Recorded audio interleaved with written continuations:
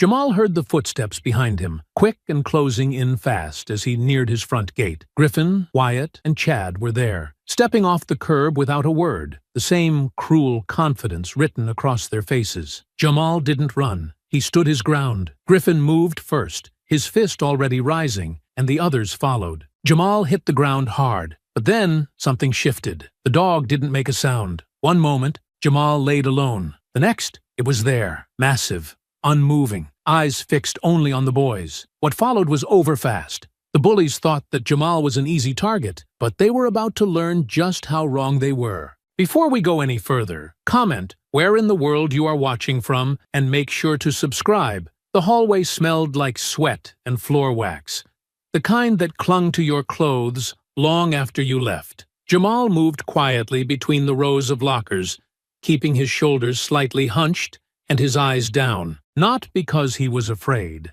at least not in the way people thought, but because there was no point in inviting trouble. Trouble already knew his name. He turned the corner near the science wing and didn't even have time to react before his shoulder caught the hard shove. The books in his arms scattered across the floor, papers fluttering down like leaves in the wind. "Damn, my bad," Griffin said, dragging the words out slow, like he was performing for a crowd. "Didn't see you there." Jamal didn't look at him.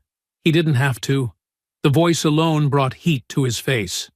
Griffin Radford, tall, smug, loud when he wanted to be, quiet when he needed to hurt you in peace, stood over him in his red and white varsity jacket like he owned the school. He didn't laugh when he pushed you. He grinned, like it was a game, like you were the only one who didn't know the rules. Wyatt and Chad came around behind him, the usual formation, one to his left, one to his right, already chuckling like they'd rehearsed this. Wyatt crouched down slowly, picking up one of Jamal's notebooks and flipping it open with mock curiosity. "Got sketches in here," he said, flipping through pages with exaggerated care. "A little artist, huh?" Chad leaned closer to look, smirking. "You drawing us now, Jamal? That what this is? Maybe next time don't stare so hard in class if you don't want us thinking you're crushing." A few students slowed as they passed, heads turning briefly before snapping forward again, like they hadn't seen a thing. No one stopped. No one ever did. That was something Jamal had learned early on. It wasn't that they didn't know, it's that they didn't care to. Griffin tilted his head, watching Jamal with that same look he always gave, like he was checking for cracks. Jamal had never given him the satisfaction. He didn't flinch, didn't talk, didn't even breathe different when they were around. He just picked up his things, kept moving, kept his head low. But Griffin stepped forward now, real close, close enough that Jamal could feel the warmth of his breath, and leaned in like he had something personal to say. "You ever think about how quiet it is when you're not around?" he asked, the corners of his mouth twitching. "Like the air's just easier to breathe without you here." Wyatt dropped the notebook with a soft slap against the floor. "He's got nothing to say, man. He never does." Chad nudged one of Jamal's folders with his foot, sliding it just out of reach. "Probably thinks we'll leave him alone if he keeps pretending he's invisible." A classroom door opened up ahead, and Mr. Kerner stepped into the hallway, clipboard in hand. He looked down the corridor, paused as his eyes landed on the cluster of boys, then walked the other way without a word. Didn't say a thing.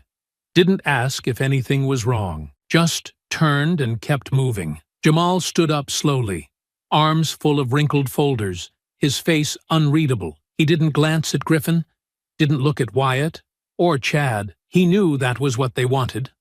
Acknowledgement, a reaction, something to prove they'd gotten to him. He gave them nothing. Griffin looked him up and down one last time before backing away. "You're lucky we're in school," he muttered. "Out there, things work different." They left just as the bell rang again. Students surged around him, conversations picked up, lockers slammed, and the building came back to life. No one looked at Jamal.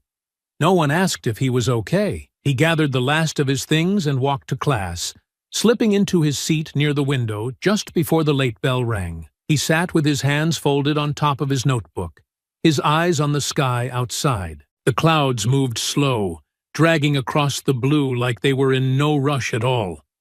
He didn't look at anyone around him, didn't shift when someone snickered behind him, didn't react when his name was whispered by a voice 2 rows back. He just sat, quiet and steady, because he'd learned how to carry silence like armor. And even though no one else in that building could see it, he knew something was coming. He could feel it building with each passing day, pressing down on his shoulders like a weight the school refused to admit existed. And when the day came that they finally crossed the wrong line, he wouldn't be the one caught off guard. The final bell had long since rung, but Jamal didn't rush. He never did. He waited until the halls thinned out, until the clatter of lockers quieted and the echo of laughter drifted further down the building. Most days, he pretended he was just slow, just tired.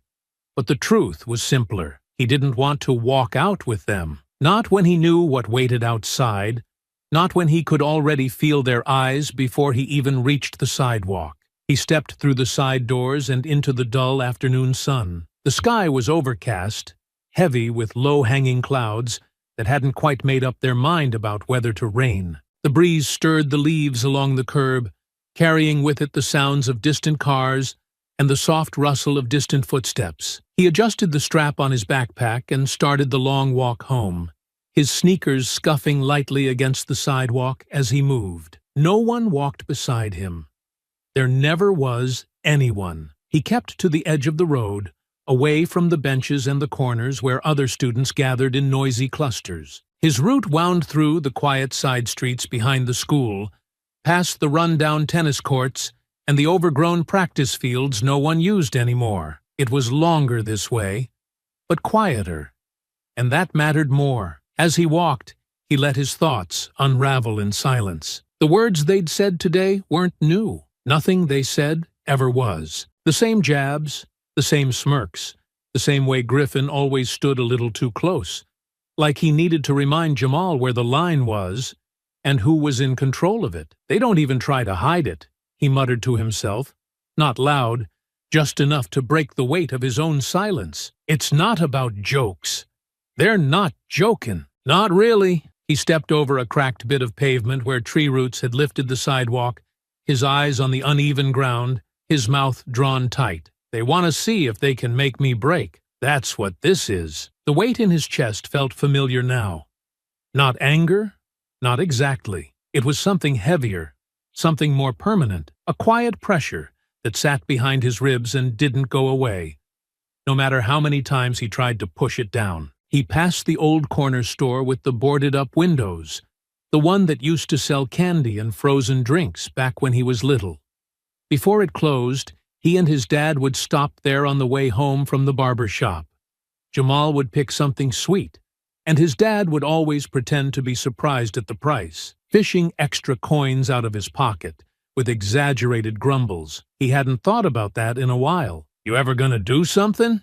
he asked himself quietly, the question sitting in the space between footsteps. Or just keep taking it like they want you to? He didn't answer. There wasn't one yet. The route took him past empty lawns and long driveways, houses with flags and lawn chairs and wind chimes that tinkled softly in the breeze. Most of the windows were shut, the yards too perfect, too still. He knew these streets too well, knew which houses had cameras, which ones always had a sheriff's car parked out front, which porches had old men sitting on them that looked just a little too long when he passed. He knew, too, that the closer he got to his block, the more the air shifted, not just in sound, but in feeling, something tighter, more watchful. He could always tell when someone was watching him, even when they weren't close enough to see. He crossed a narrow street and turned toward the small bridge that curved over the shallow creek near the edge of the woods. He always walked the middle, never too close to the trees on either side, where someone could wait just out of sight. He told himself it was habit, just part of the routine, but he knew that wasn't true. He didn't trust the quiet, not anymore. "They see me alone and think I'm easy," he murmured, slowing as he reached the center of the bridge. "Think I won't fight back." The breeze picked up again, brushing through the tall grass beside the path and sending a shiver down his spine that had nothing to do with the wind. He looked behind him once, then forward again. Nothing, just stillness. But still, he didn't relax. He wasn't scared, not in the way they probably hoped, but he wasn't stupid either. There were rules he had to live by that they'd never even have to think about, like which street to walk, which tone to use, when to speak, when to stay silent. He had learned them without being taught, and now he could feel something shifting. They're not just messing around anymore, he said, barely above a whisper. They're checking how far they can go. He reached the edge of the woods and turned onto his street, a narrow strip of cracked asphalt lined with faded fences and uneven lawns. His house sat near the end, tucked beneath a pair of old pine trees, quiet and sturdy like it had always been. The fence that wrapped around the backyard leaned slightly at the corner, the gate still loose from the last storm. He glanced up at the porch, half expecting his dad to be waiting there with a question in his eyes. But it was empty, just the soft creak of a wind chime and the distant sound of a dog barking somewhere farther down the block. He reached for the gate and paused, his hand resting on the latch. "They don't know yet," he said, his voice steady now. "They think I'm alone. They don't know what's waiting." He had just stepped through the gate when the sound of footsteps behind him made him freeze.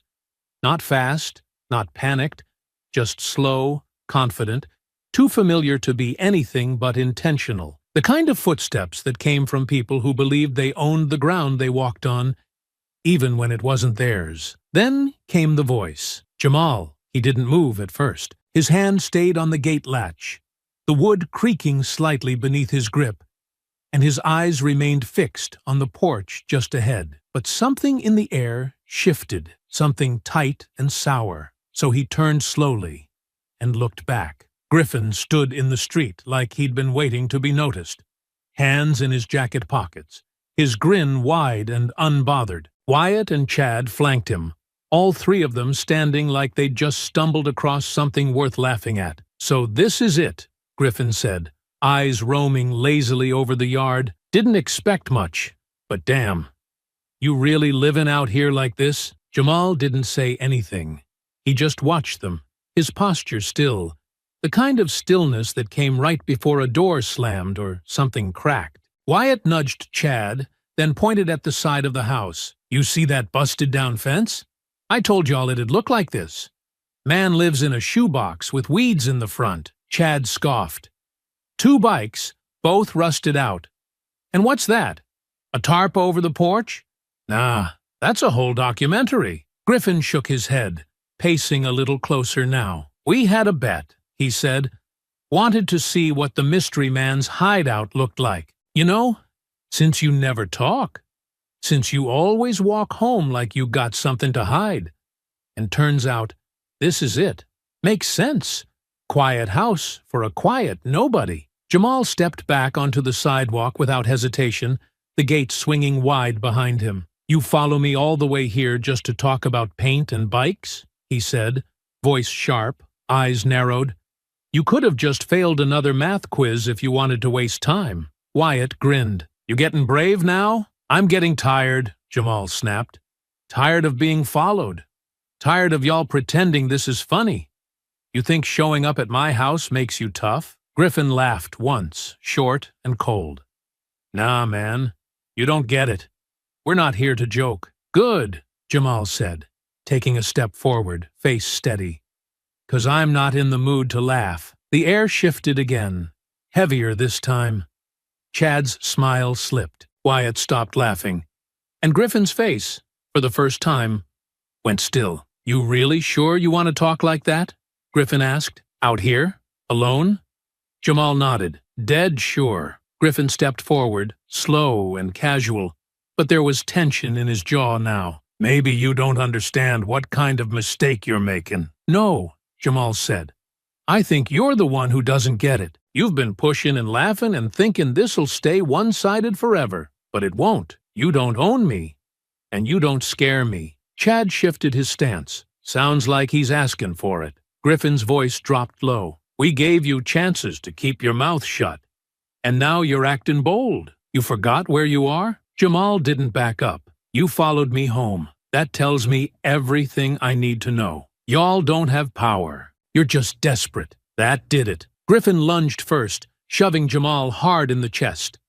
The impact sent him stumbling back into the fence, the wood rattling under his weight. Before he could catch his breath, Wyatt stepped in and swung, a fist catching the side of his head, sending a flash of heat through his skull. Jamal dropped his bag, arms coming up to protect his face, but Chad was already beside him, throwing a punch that sank into his ribs and folded him forward. He tried to move, tried to get his footing, but Griffin grabbed his collar and slammed him down to the ground. Gravel scraped against his arms, his breath caught in his throat, and the world spun for a second. "Not so tough now, huh?"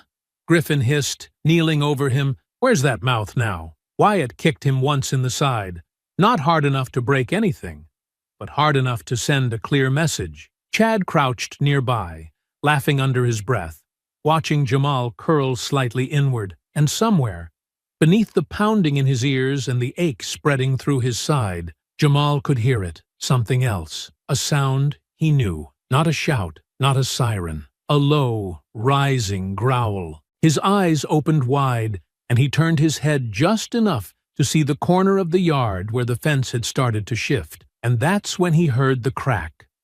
Wood splitting, heavy paws landing, and all three of them hadn't noticed yet. Jamal's fingers curled against the dirt. As Griffin's weight pressed into his chest, he could taste blood at the corner of his mouth, warm and bitter, the metallic sting growing sharper with each hit. His arms burned from blocking, from trying to twist free, but there were too many of them.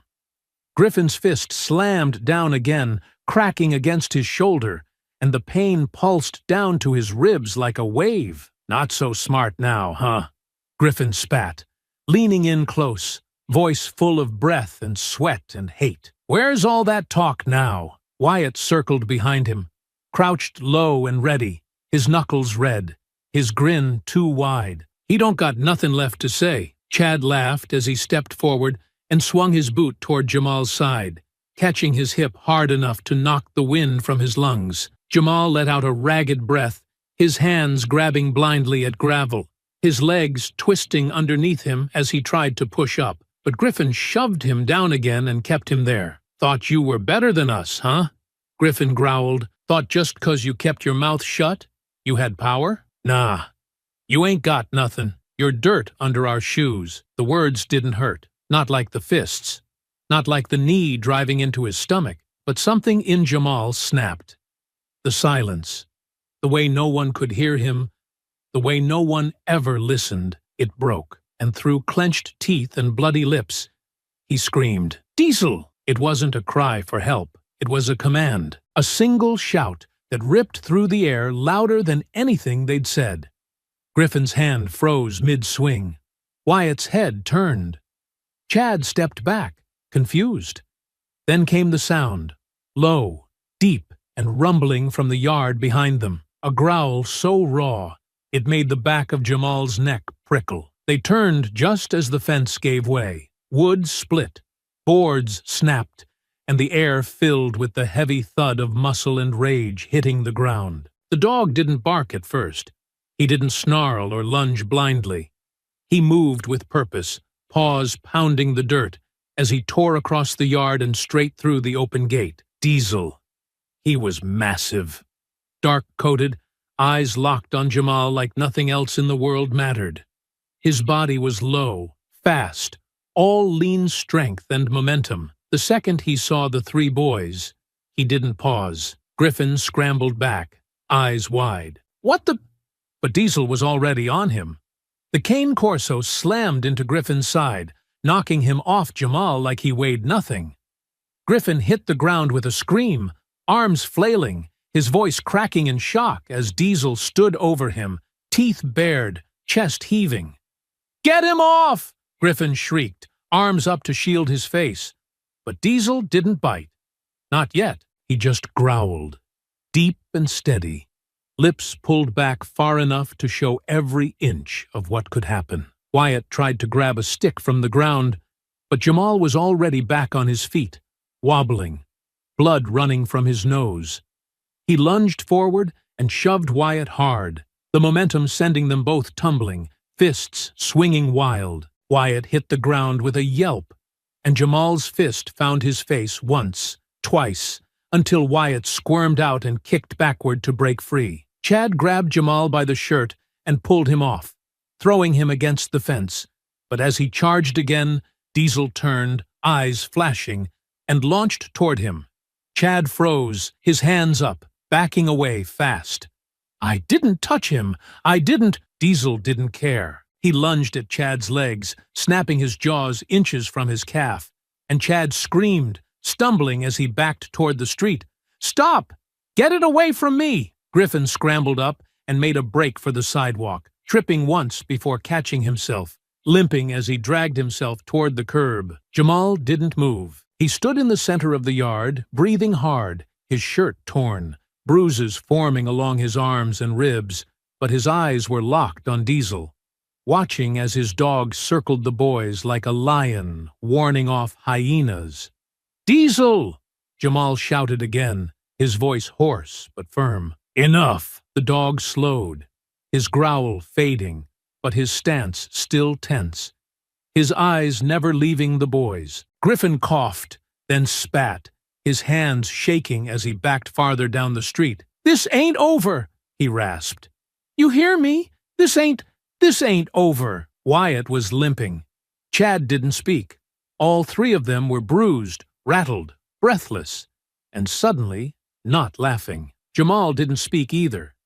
He stood tall in the middle of the yard as Diesel returned to his side, his body still tense, his head low, eyes trained on the street. The boys disappeared down the road, fading into the distance, and Jamal, chest rising and falling, didn't move until the last one was out of sight. Only then did he let his hand drop onto Diesel's head, fingers sinking into the thick fur behind his neck. "You waited," he whispered. "You knew." Diesel didn't bark, didn't move, just stood beside him, breathing calm, steady, ready. And Jamal knew right then. This wasn't just a dog, this was family. Jamal stood there for a long time, one hand still resting on Diesel's back, as the wind moved quietly through the broken slats of the fence. The sun had started to dip behind the rooftops, the light softening to that late-day glow that made everything look a little older, a little heavier. His shirt clung to him with sweat and dust. His hands trembled, not from fear, but from the weight of holding it all in too long. He didn't speak. Diesel didn't move. They just stood together in the yard, watching the street where the boys had disappeared, as if part of them expected the sound of footsteps to return. But the silence stayed, stretching longer with each breath until it finally let them go. Only then did Jamal turn toward the house. The door creaked softly as he pushed it open and stepped inside. Diesel followed close behind, his paws heavy on the floorboards, his presence steady as ever. The house felt colder now, not from the temperature, but from the sudden contrast. Inside, the stillness was almost too clean, the kind of quiet that made bruises feel sharper and memories hit harder. Jamal dropped his bag in the same spot as always, near the side of the couch, but this time he didn't sit. He just stood in the middle of the living room, breathing uneven. Blood still dried along the side of his face. The pain in his ribs was deep, aching with every inhale, but he didn't press on it, didn't need to. It wasn't the worst part. He heard the engine before he saw the headlights, his father's truck pulling into the drive, the rumble low and familiar. The door opened, shut, boots on gravel. Then the front door unlocked, and Robert Brown stepped into the room, wiping his hands with a rag that looked like it had seen a dozen oil changes. He didn't see Jamal at first. He was talking as he walked. "Gonna need a new belt for that Altima. Thing's been squealing for weeks. Told her last time, but no one listens until it snaps." He looked up mid-sentence. The rest of the words died on his lips. His eyes went straight to Jamal's face. He dropped the rag without a word. "Who did it?" he asked, his voice low and even, but there was a sharpness underneath, quiet, dangerous. Jamal didn't answer right away. His arms hung at his sides, his shoulders loose, not from peace, but exhaustion. His father took a step forward. "Jamal! Who put their hands on you?" Jamal's voice was hoarse when it finally came out. "Griffin. Wyatt.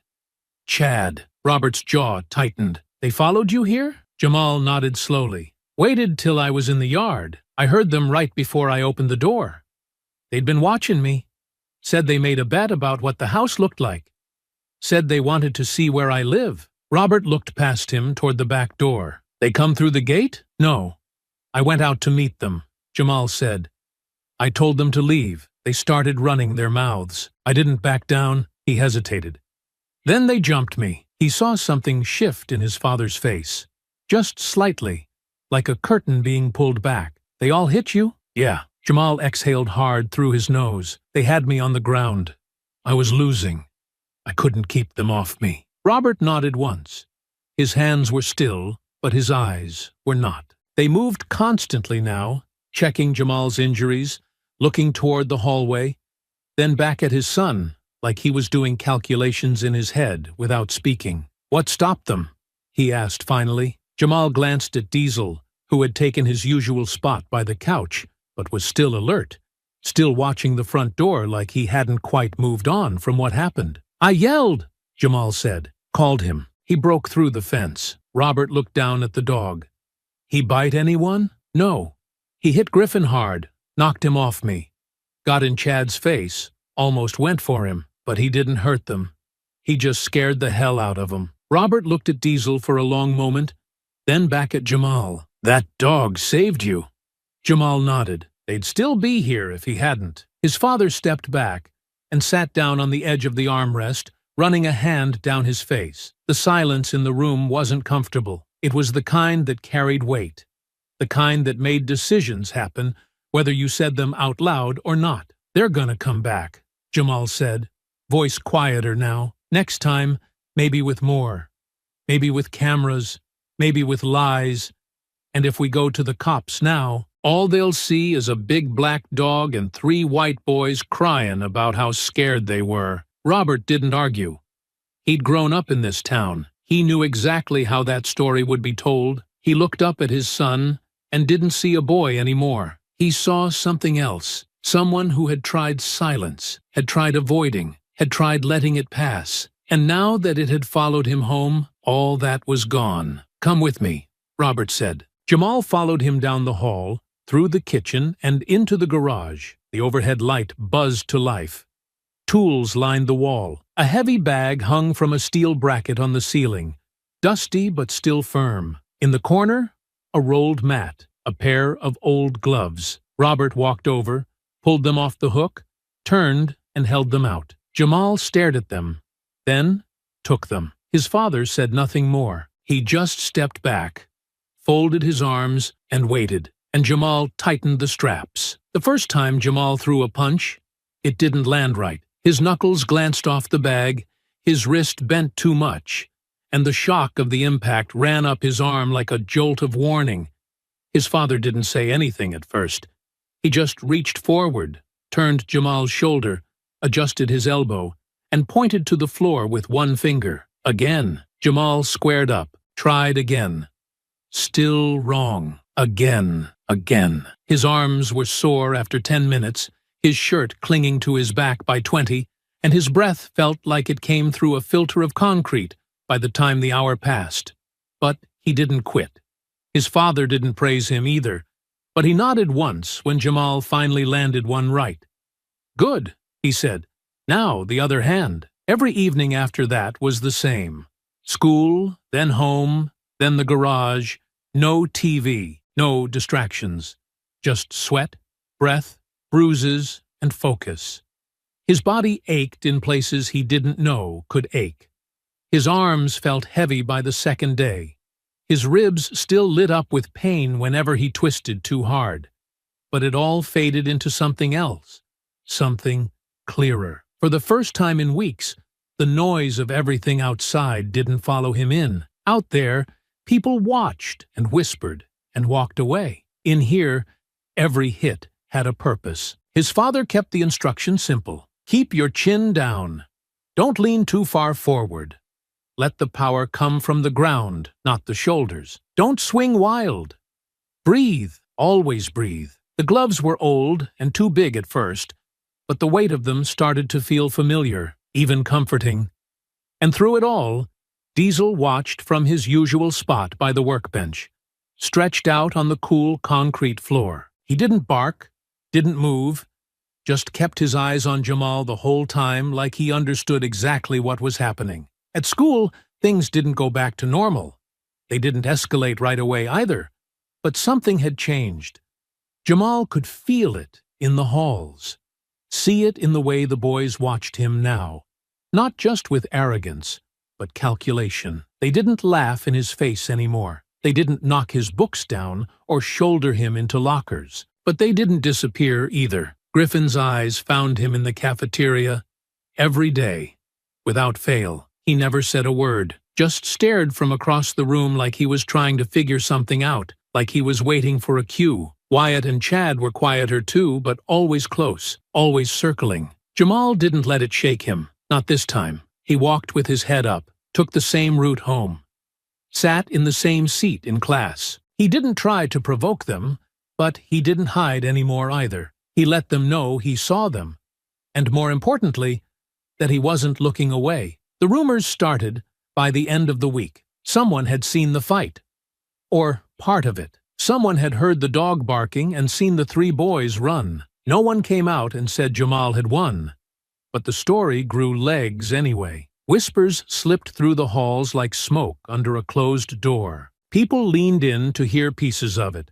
added their own details, twisted the facts, and passed it on again. Most of the teachers didn't mention anything. One or two gave Jamal a longer look than usual, but no one pulled him aside. No one asked questions.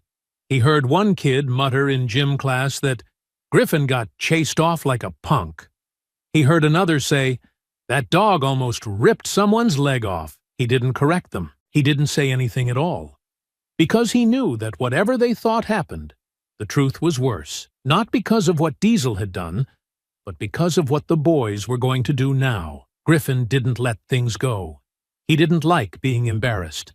And he definitely didn't like being seen as weak. Jamal told his father about the silence, about the way the boys were waiting. His dad nodded, jaw set, but didn't offer false comfort. "They're regrouping," he said. "They thought they had the upper hand.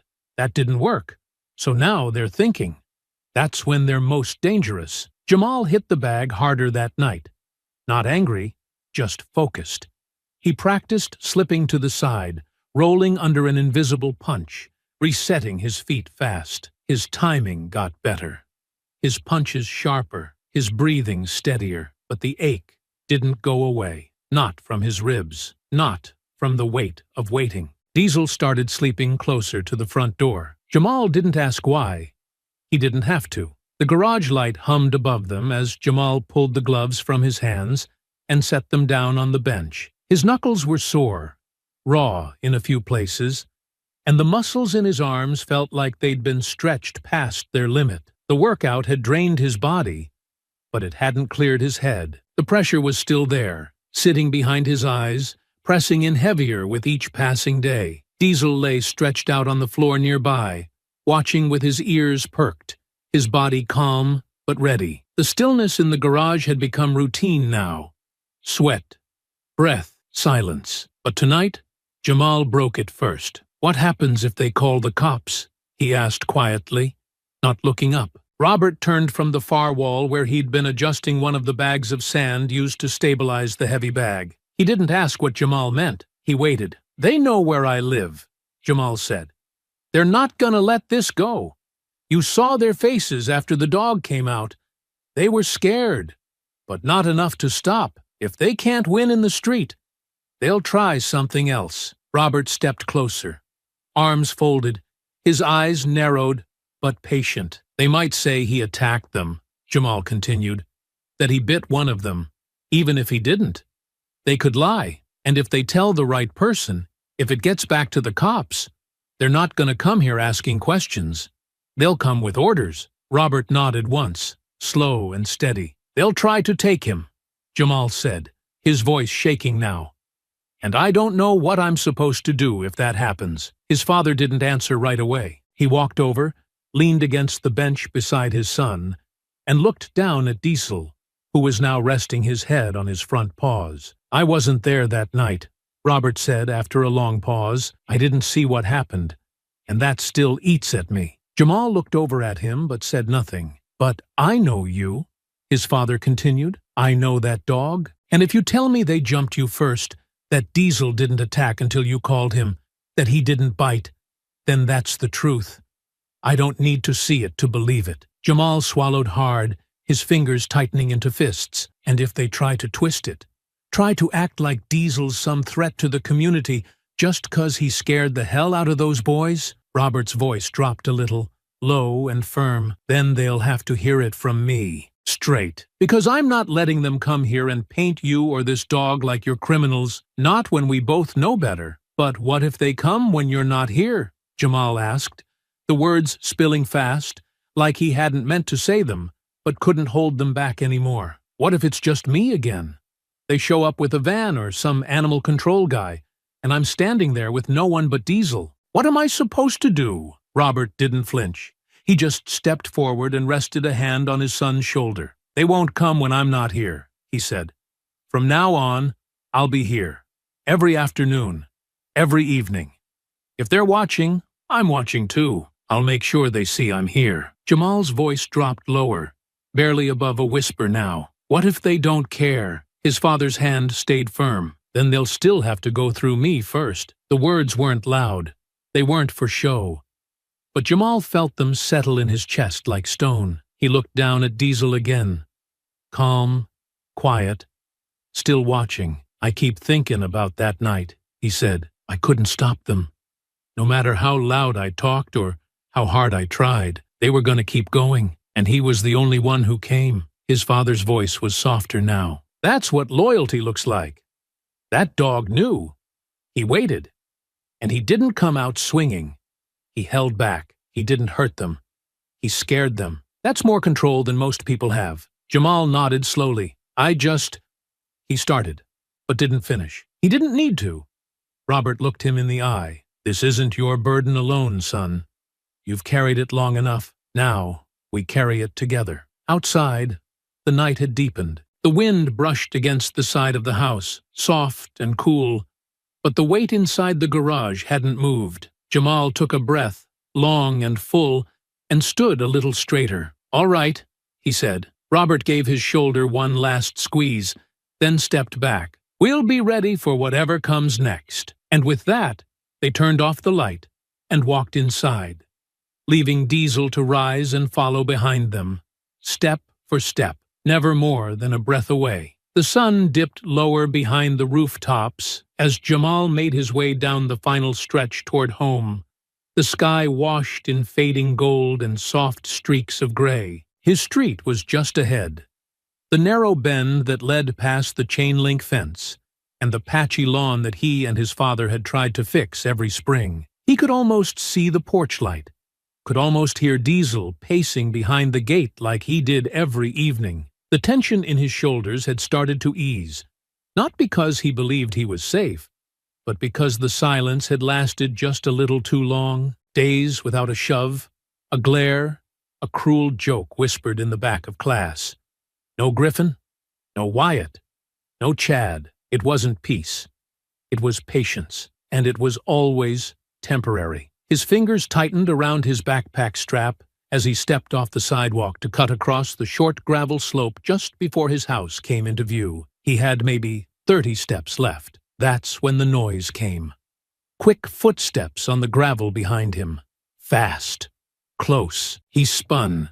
Too late. A fist cracked into the side of his jaw, and the world snapped sideways. He dropped his bag, stumbled, caught himself, and was already swinging back. His arm connected hard with someone's ribs. Wyatt's, he thought, sending the boy staggering with a grunt. Jamal's heart pounded, not from fear, but from something sharper now, something hot and rising. The boys rushed him again, Griffin in front, Chad to the side, Wyatt circling back. And this time, Jamal didn't back up. He planted his feet and ducked the next swing. Griffin's punch flew wide. Jamal came up under it and caught him square in the chin with a tight left hook. The sound was dull but solid, and Griffin's head snapped back as he stumbled 2 steps. "You want it?"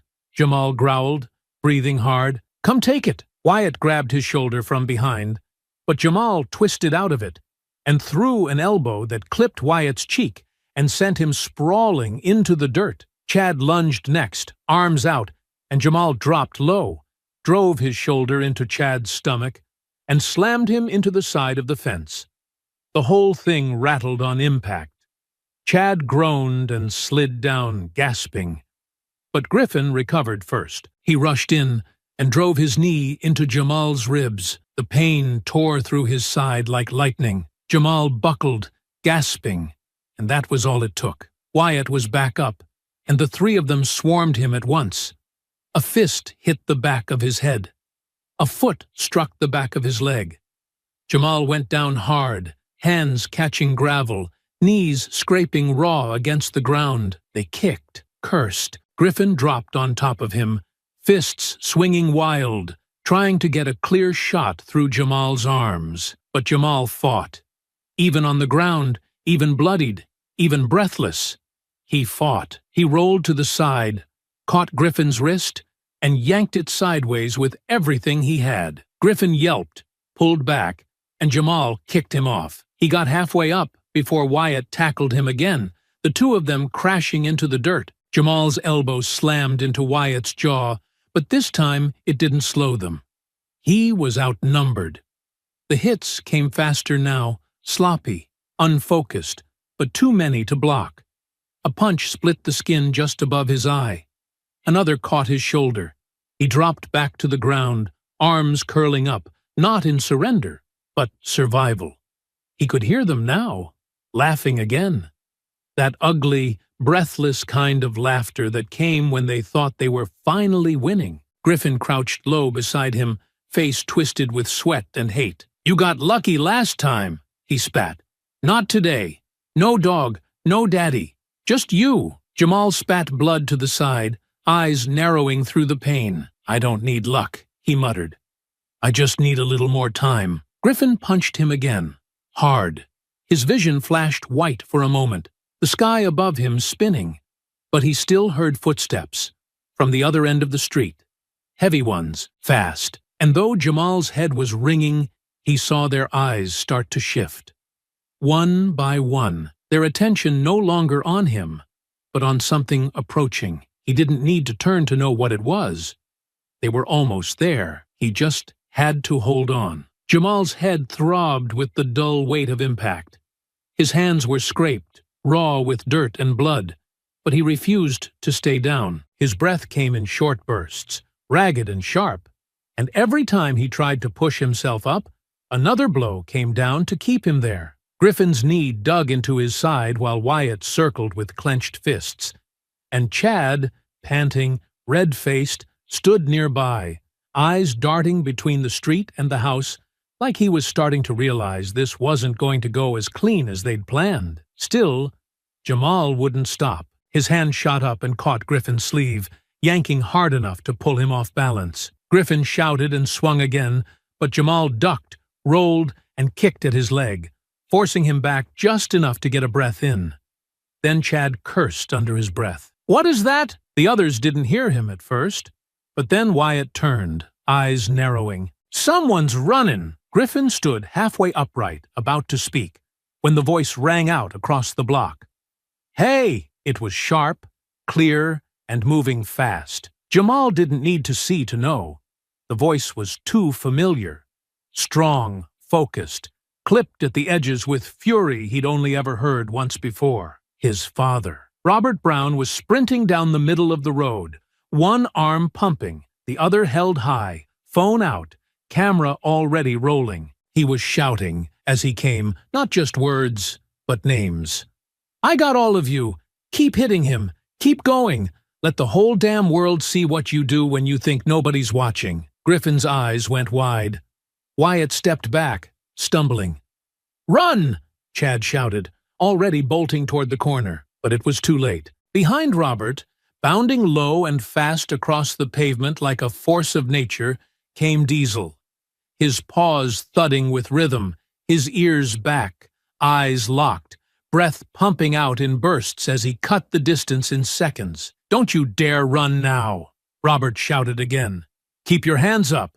Come on, let's see how brave you are when somebody's filming." Griffin spun around and made for the yard, but Diesel was already veering left. The cane corso didn't bark. He didn't lunge blindly. He moved with purpose, cutting Griffin's path at the fence and forcing him to spin back the other way. Chad didn't even look. He just ran. Wyatt, caught between fear and confusion, hesitated too long. Jamal saw the moment happen, saw the indecision freeze Wyatt's legs. He pushed himself up on one arm and grabbed Wyatt by the ankle as he turned, yanking hard and sending him sprawling. Wyatt hit the ground with a grunt, flailing, trying to crawl away. But Diesel reached him first. He didn't bite. He didn't touch him. He stood over Wyatt's back, breathing heavy, his chest rising and falling, his growl low and deep like a warning held barely in check. Robert stopped beside Jamal, camera still raised, voice calm but hard now. "Get up, son." Jamal nodded, teeth clenched, pushing off the ground with trembling arms. "You all right?" "I'm good," Jamal said, even though everything in his body said otherwise. Robert turned the camera toward Griffin, who was backing up toward the corner, face pale, shirt twisted. "You three jumped my boy again," he said. "Followed him, beat him, and now we got it. Every face, every swing." Griffin tried to talk, to say something, but Robert cut him off with a sharp gesture. "No, you had your say. You had your fists. Now, the camera talks." Chad reappeared at the end of the block, frozen between running and turning back. But Diesel's growl stopped him in his tracks. "You call the police," Robert said. "You spin your little story again? Go ahead. But this time, I got the truth. This time, the story's ours." Jamal stood now, one arm over his ribs, blood trickling down his cheek, but his eyes were steady. "They wanted to make sure I couldn't walk home without looking over my shoulder," he said quietly. "Now they're the ones running." Robert nodded, the camera still rolling, his voice steady. "This ain't revenge," he said. "This is the start of accountability." Diesel held his ground, still watching Wyatt like he knew what kind of boy he was. Too soft to hit alone, too proud to admit fear, too stupid to think the truth would ever catch up. The sun was nearly gone now, the sky fading into soft purples and deepening blue. Porch lights flicked on one by one along the street, casting long shadows over the gravel and broken pavement. Robert finally lowered the camera. "You got all three?" Jamal asked. "Clear as day," his father replied. "Faces, words, blows, everything. Can't lie about what the whole world can see." Robert's face was carved from stone, his eyes flicking between the three boys now corralled in the center of the street, Diesel pacing around them like a silent threat. "You're not going anywhere," he said. "Not until someone else hears this." He reached into his jacket, pulled out his phone, and tapped the speaker button. 911. The voice on the line answered after a moment. "What's your emergency?" "My name is Robert Brown.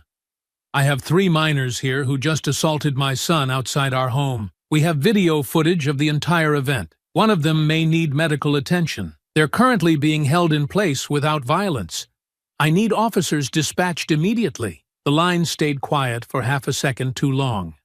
Then came the voice again. "We're sending a unit now, sir. Please remain on the line." Jamal didn't say anything. He just stood with his father, arms crossed tight against his aching ribs, eyes fixed on Griffin, who was no longer glaring, no longer smug, just silent. Wyatt shifted nervously. "You can't sick a dog on us," he muttered. "He didn't touch you," Robert said calmly.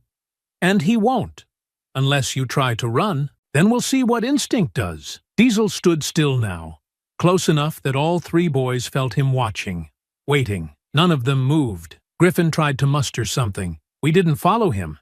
He probably started it." Robert raised the phone higher. You really want to say that? On camera? Griffin's mouth closed again. The dispatcher's voice came through the speaker. Sir, we have a unit en route. ETA 2 minutes. Please remain on the scene. And do not let the suspects leave. Robert smiled coldly. They're not going anywhere. The neighbors had started to peek out from behind curtains, one or two stepping onto porches, phones in hand. The silence in the street was tense now, filled with the weight of something shifting. Jamal could feel it, not just in his body, but in the air itself. The tide had turned. He turned toward his father, voice low. They're scared now. Robert gave a single nod. They should be. The flashing lights appeared first, red and blue bouncing off the houses as the cruiser rounded the bend. The moment the car came to a stop, 2 officers stepped out, hands on their belts, eyes moving fast. One of them spoke. What's going on here? Robert raised the phone. I've got video of my son being assaulted. 3 on 1. Right there in your camera. The officer looked at the boys, then at Diesel. Is the dog involved? He didn't bite, didn't touch them. He's trained. He did what any father or friend would have done. He stood between a child and a threat. The officers exchanged a glance, then approached the boys slowly. Hands where we can see 'em, one said. The boys obeyed. Jamal watched, breathing slow now, as they were questioned, checked for injuries, and told to sit on the curb. His father handed the phone over to the other officer. Full video, he said. Clear audio. Faces, fists, names. You'll see who started it. The officer nodded. You pressing charges? He asked. Robert looked at Jamal. Jamal nodded, without hesitation. Yes, Robert said. We are. The boys didn't protest. They couldn't, and for the first time in weeks, Jamal felt something deeper than relief. He felt control. The house was quiet again. The flashing lights had faded from the street, the officers were gone, and the 3 boys had been taken away. First to the cruiser, then to the station, escorted without handcuffs, but with enough silence to say more than words could. Jamal stood by the kitchen sink now, his hands resting on the edge of the counter, his shirt stained with dust and blood, his shoulders stiff, but his eyes clear. Robert leaned against the wall nearby, phone in hand. The recording saved in multiple places now, one copy backed up to a private drive, one emailed to himself, one sent to a lawyer friend he'd gone to high school with. Neither of them had spoken much since the officers left. Diesel lay on the mat near the door, ears flicking occasionally, but otherwise still, his breathing slow and even. It was Robert who finally broke the silence. You did good today, he said quietly. You held your ground. Jamal nodded once, his jaw still tight. Wasn't trying to win.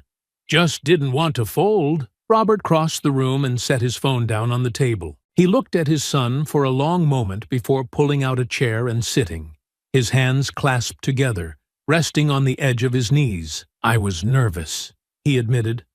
Call in the police. Letting them in. I thought about it the whole time I was running. Thought maybe I should just break it up myself. Bring you inside. Let it go. Jamal turned slightly, facing him. Why didn't you? Robert exhaled. Because we tried that.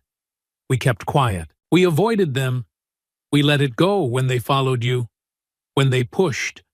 When they laughed in your face. And it didn't stop. They just came harder. I figured if I didn't call now, there'd be another time and maybe next time it'd go worse. Jamal leaned back against the counter, crossing his arms over his chest slowly.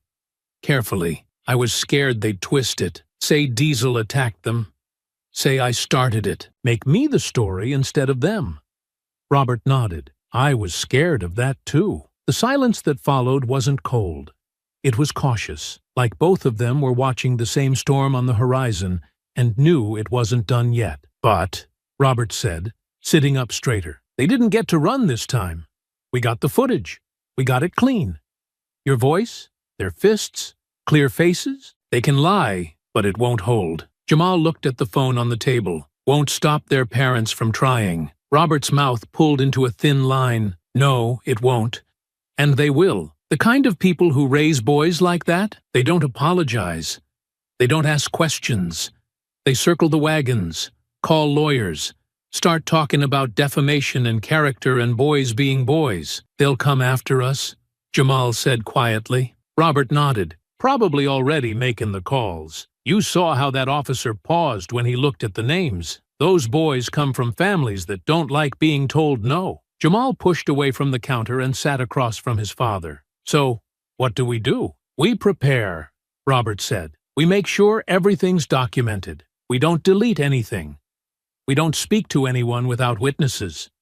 And we don't stop telling the truth, no matter who comes asking. Jamal rested his elbows on the table. You think the school's gonna back them? Robert tilted his head. I think the school's gonna try to stay quiet. They'll wait to see how loud this gets. If it stays local, they'll try to sweep it. If it spreads, they'll scramble to cover themselves. Jamal thought for a long moment, eyes drifting to the hallway, where his torn backpack still lay on the floor. I want people to see it, he said. They will, Robert answered. But on our terms, not through rumors or edited clips, or people trying to tell the story for us. When we speak, it's going to be clear, calm, and controlled. And if they come knocking, Robert looked him in the eye. Then we keep the camera rolling. Same way I did tonight. They want to fight. They're going to have to fight on the record. Jamal nodded slowly. It wasn't over. He knew that. The boys might have been taken away, but they'd be back. Not in the same way. Not with fists in the street. It would be court dates, accusations, pressure, maybe media, maybe worse. But this time, he wasn't walking into it alone. He looked down at his scraped knuckles, and then over at Diesel, who hadn't moved since the door closed behind the police. The dog's eyes met his, steady and patient. You think they'll try to come at him? Jamal asked. Say he was part of it? Robert's expression tightened. They'll try. But we got witnesses. We got footage. That dog didn't touch a soul. He just made sure no one else touched you. Jamal nodded again. It wasn't just about being safe anymore. It was about being ready. They'd drawn the line, and now, whatever came next, they'd meet it together. The letter arrived 3 days later, folded neatly, delivered by hand, not mail. A uniformed man, animal control, not police, stood at the door, his expression stiff and unreadable as he handed it over. Robert didn't open it right away. He stood on the porch for a moment, watching the truck drive off, the county logo stenciled across the door, then stepped inside and locked the door behind him. Jamal was sitting at the kitchen table with a plate of reheated pasta. But he didn't need to see the envelope to know what it was. He saw it in his father's jaw, in the way he held it like it burned. Robert sat down slowly, tore the seal, and read. Jamal waited. When Robert finally spoke, his voice was low and dry. They filed for a dangerous animal investigation. Want a formal hearing. Witness statements. Photos. They want Diesel evaluated. Jamal leaned forward, his stomach tightening. What does that mean? Robert looked up at him, his eyes steady. It means they're pushing for him to be declared a public threat. If they succeed, they'll move to have him put down. Jamal didn't say anything at first. He felt the words more than he heard them. They dropped like stones into his chest, everyone heavier than the last. He didn't even bite them, Jamal said finally, his voice brittle. They know that, Robert replied. This ain't about what he did. It's about what they can spin. The room felt smaller now, the air tighter. Diesel, stretched out near the front door, lifted his head slowly, sensing the shift. His eyes moved between them, calm but alert. They're scared, Jamal said. Not of the dog, of what the video shows.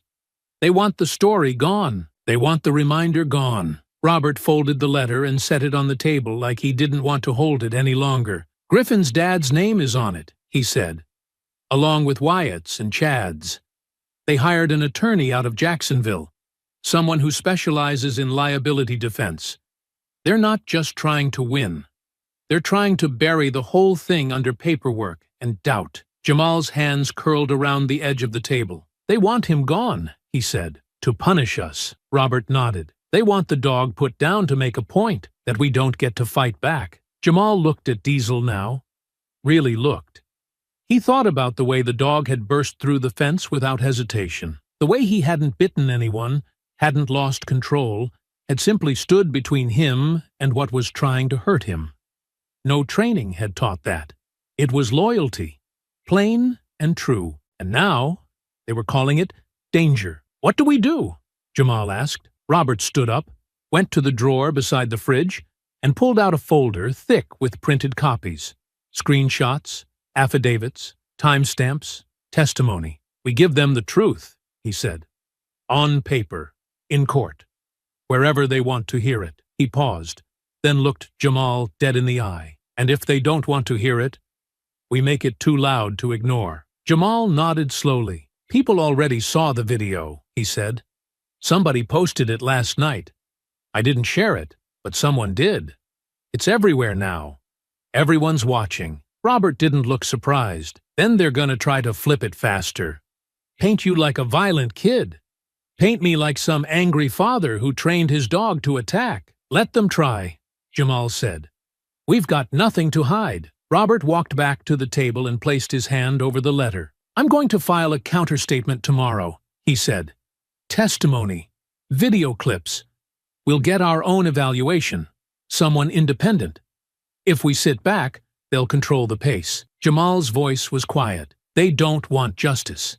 They want the silence back." Robert nodded. "And they're gonna find out they can't buy that anymore." That night, Jamal sat on the back step with Diesel lying beside him, the air cool and thick with the smell of wet grass. He ran his hand slowly along the dog's back, feeling the steady rise and fall of each breath, the warmth beneath the fur, the calmness that hadn't wavered even when everything else had. "They're scared of you," he said softly. "That's how you know you did something right." Diesel shifted slightly, pressing closer. Jamal looked out across the yard toward the bent corner of the fence where the fight had started, the place where it had all changed. He wasn't angry, not the way he thought he'd be. He was tired, yes, frustrated, but what he felt most was clarity. They'd drawn the line, and now the other side was pushing back, not with fists, but with filings and threats and expensive suits. But it was still the same fear, still the same attempt to take something away because they couldn't control it. But this time, he wasn't standing alone, and they weren't backing down. The first donation came in before sunrise. $25. No name, just a message. For the dog. For your son. For the truth. By the time Jamal woke up and checked the link Robert's cousin had helped set up the night before, there were over 100 names. Some small amounts, some larger.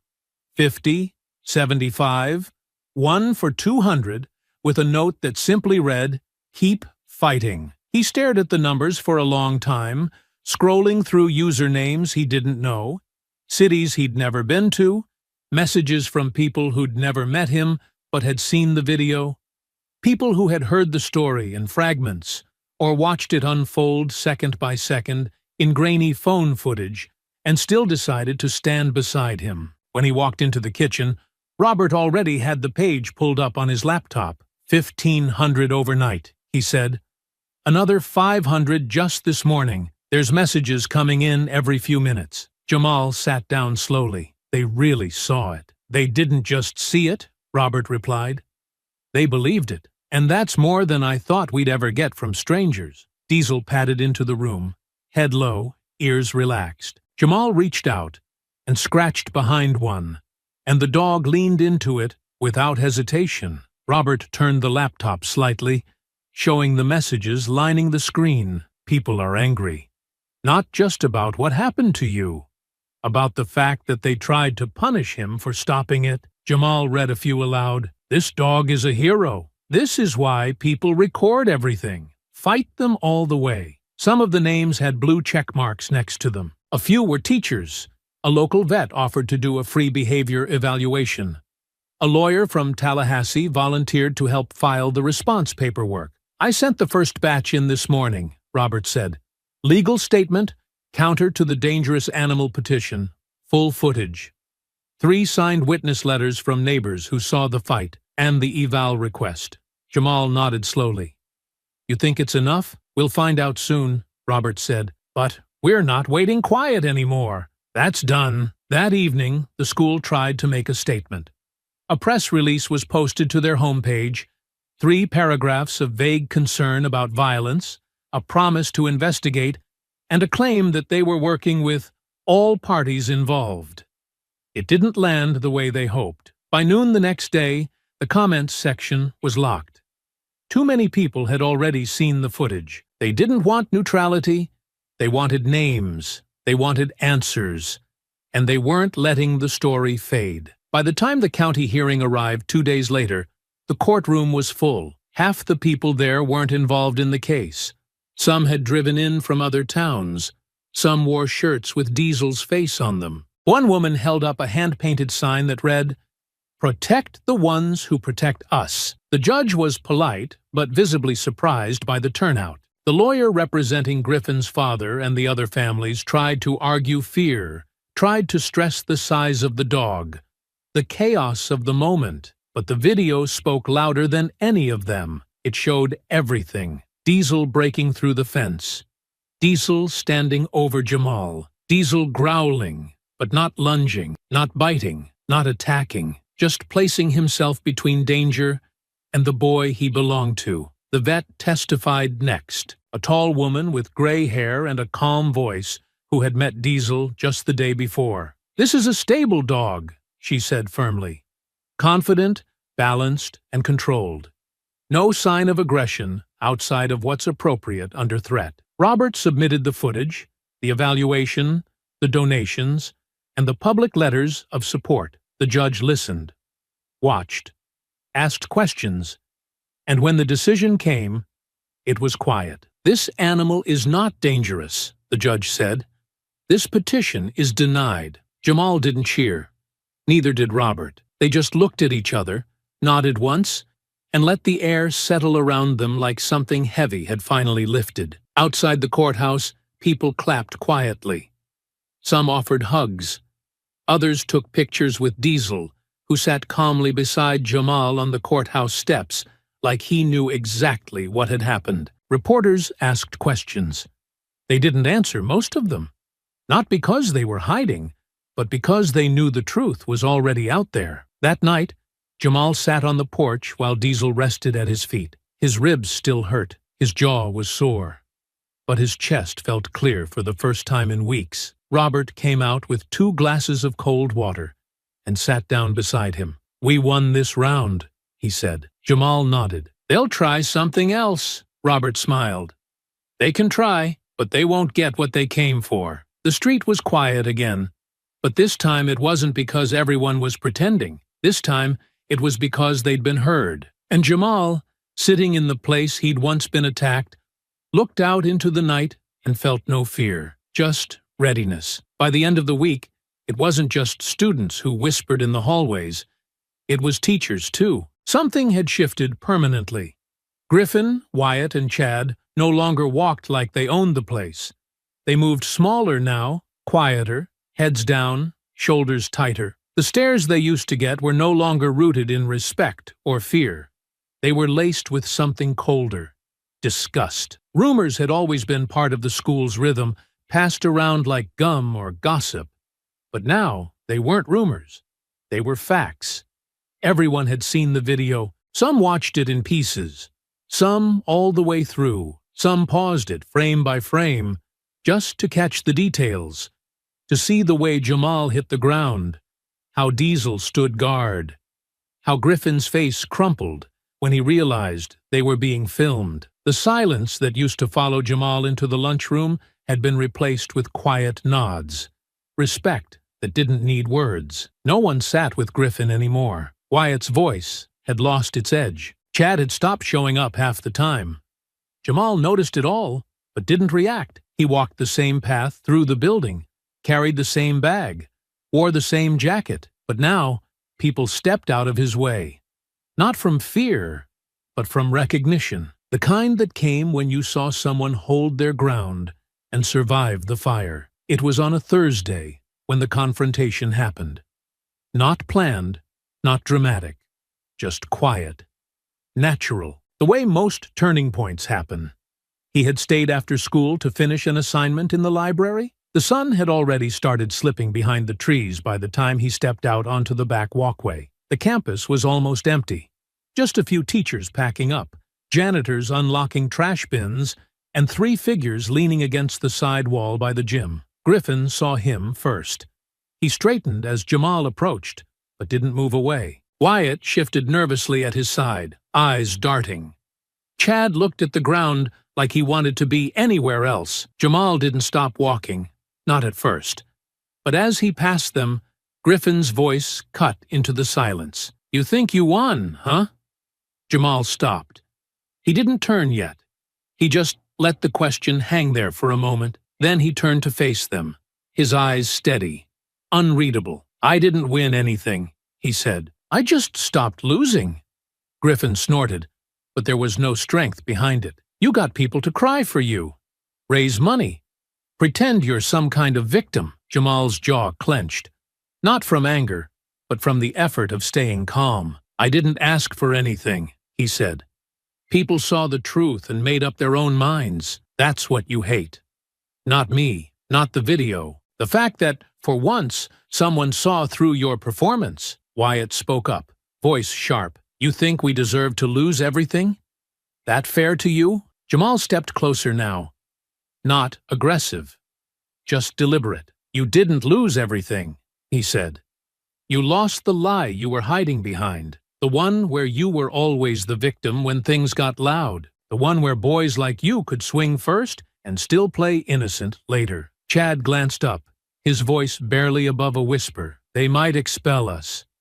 Jamal didn't flinch. "You tried to leave scars on my face and thought no one would see. Now the truth's louder than your parents' names.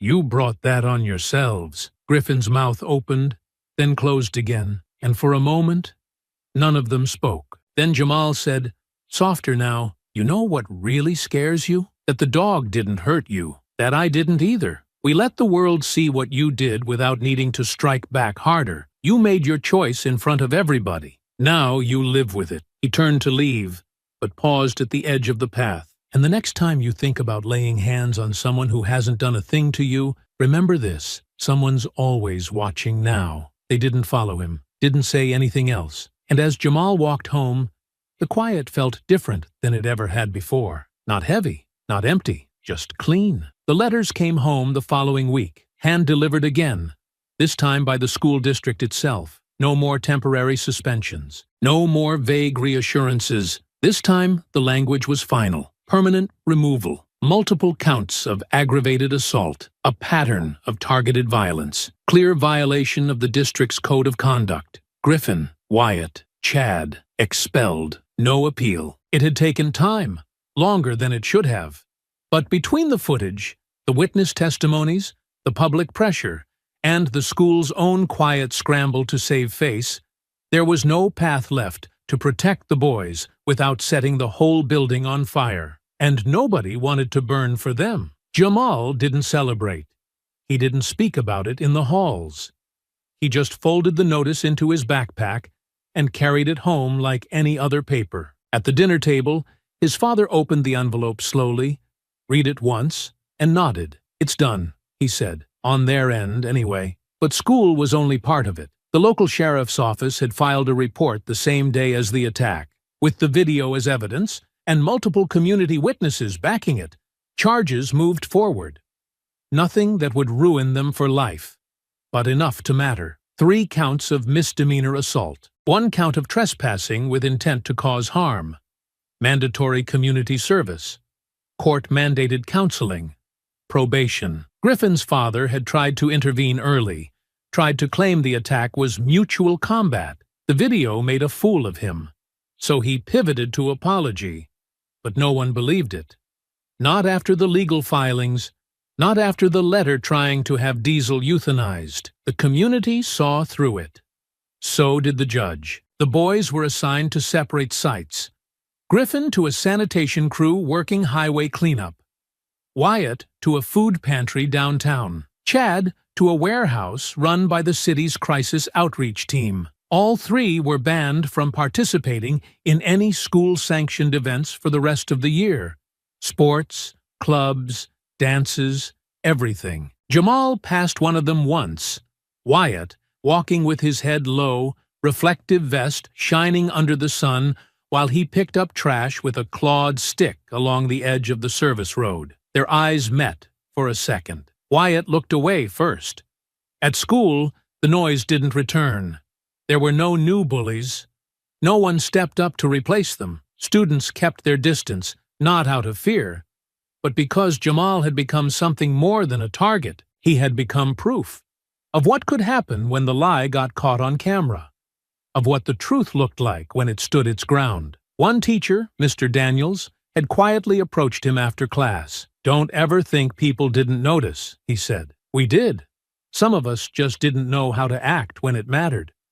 But that won't happen again." Jamal nodded once, thanked him, and left it at that. There was still school to finish, still homework to turn in, still walks home, still Diesel waiting at the gate. But the air felt different now, lighter. Not because everything was perfect, but because the weight had shifted to the shoulders that had earned it. The fear was gone. The waiting was over. And slowly, life started to settle back into something close to normal. At the end of the month, Jamal and Robert took Diesel to the park just outside the county line. Not the small one near their neighborhood, the bigger one, with open fields and trails that curved through trees and wildflowers. They stayed for nearly an hour, walking slowly, watching Diesel stretch his legs and sniff at everything, his tail up, his steps confident. The sky was wide and open, blue without clouds, the wind soft but steady. On the way back to the car,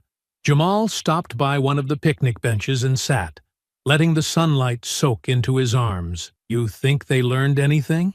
he asked after a while. Robert stood beside him, hands in his jacket pockets. "I don't know," he said. "That part's not on us." Jamal looked down at Diesel, who had sprawled out at his feet, like he owned the whole park. "I just didn't want them to win." "They didn't," Robert said, "and they won't. It wasn't revenge. It never really had been.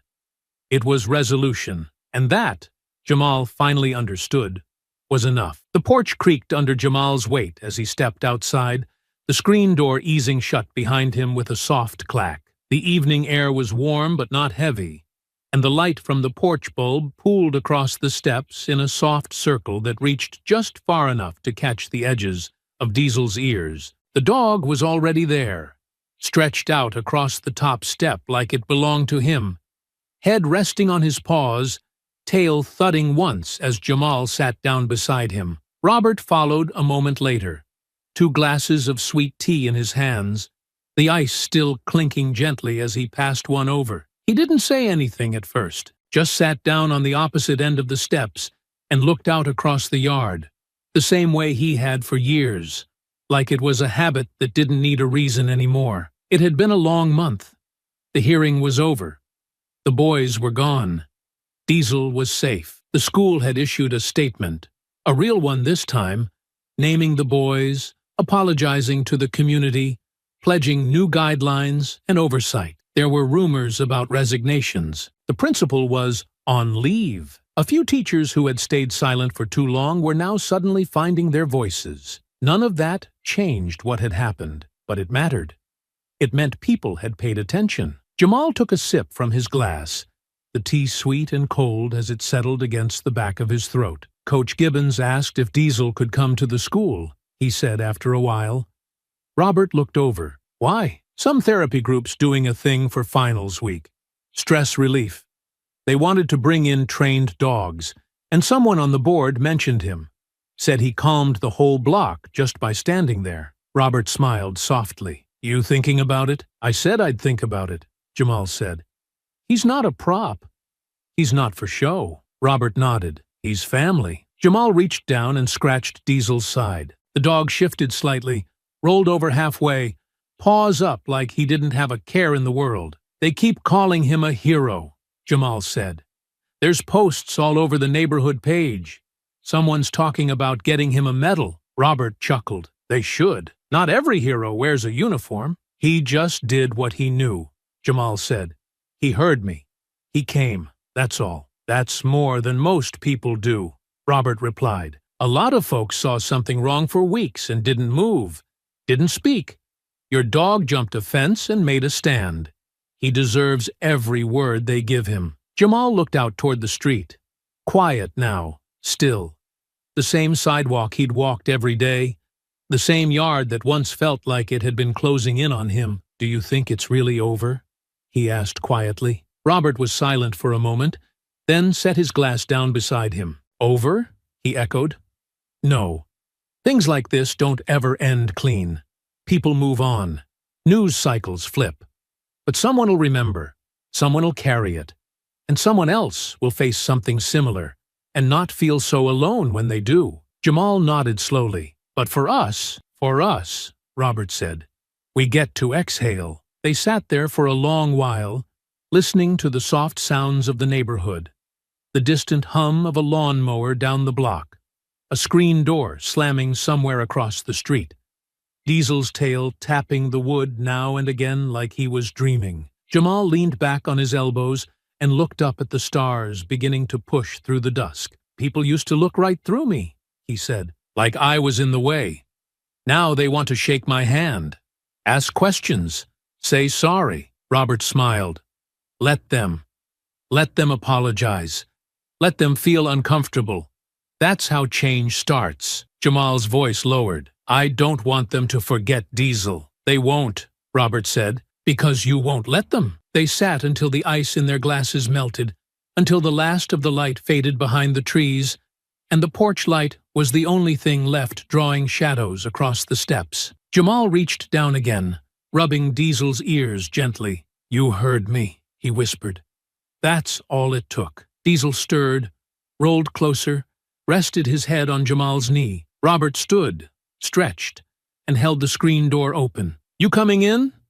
"In a minute," Jamal said. Robert nodded and disappeared inside, the door clicking softly shut behind him. And Jamal sat there with Diesel in the quiet of the porch. Not to wait, not to guard, but simply to be. No more fear, no more wait. Just a boy and his dog under a sky that had stopped pressing down. And for the first time in a long time, everything felt exactly as it should. I hope you enjoyed that story. Please share it with your friends and subscribe so that you do not miss out on the next one. In the meantime, I have handpicked 2 stories for you that I think you will enjoy. Have a great day.